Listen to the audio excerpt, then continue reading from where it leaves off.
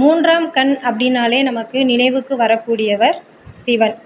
மூன்றாம் கண் திறப்பிற்கான பயிற்சியை யார் யார் மேற்கொள்ளலாம் அப்படின்னு பார்த்தோன்னா, படைப்பின் அற்புதத்தை உணர நினைப்பவர்கள்.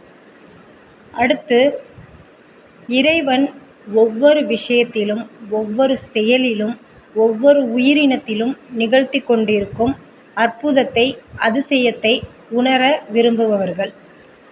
அடுத்து, இறைவனை பற்றியோ, மனிதனை பற்றியோ, மற்ற உயிரினங்களை பற்றியோ, குருமார்களை பற்றியோ தெரிந்து கொள்ள விரும்புபவர்கள். பிறர் சொல்லி உணர்வதற்கு பதிலாக தன் மூலமாகவே அவர்களை பற்றிய உண்மையான செய்தியை உணர நினைப்பவர்கள், முக்தி அடைய நினைப்பவர்கள். இது போன்றவர்கள் இந்த மூன்றாம் கண் திறப்பிற்கான பயிற்சியை மேற்கொள்ளலாம். மூன்றாம் கண் அப்படின்னு ஏன் பேர் வந்துச்சு அப்படின்னா, நம்ம பெரும்பாலும் எந்த ஒரு விஷயத்தையும் நல்லது கெட்டது, நல்ல செயல் கெட்ட செயல் அப்படி தான் நம்ம பார்ப்போம்.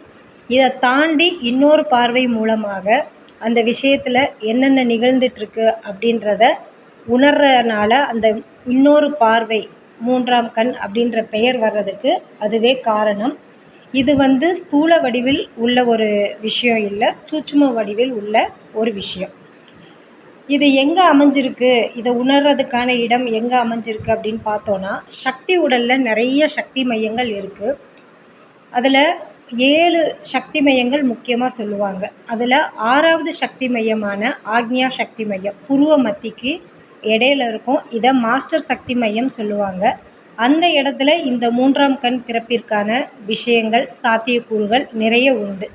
கவனத்தை அங்கே குவித்து தியானிக்கும் பொழுது இந்த மூன்றாம் கண் திறப்பிற்கான விஷயம் நிகழுது. ஒவ்வொருத்தரின் முயற்சி, பயிற்சி, இறைவன், குருவிடம் அவங்க சரணடையும் விதத்தை பொறுத்து அந்த விஷயம் நிகழுது. இந்த மூன்றாம் கண் திறப்பு அப்படின்றது ஒருவரின் விருப்பத்தின் பெயரில் திறக்கப்பட வேண்டிய விஷயம். விருப்பத்திற்கு பிறகு சரியான குருவின் மூலமாக நிகழ வேண்டிய விஷயம். சாதகருக்கு சரியான குருவின் மூலமாக இது நிகழுது அப்படின்னா அந்த சாதகர் மிகப்பெரிய பாக்கியசாலி.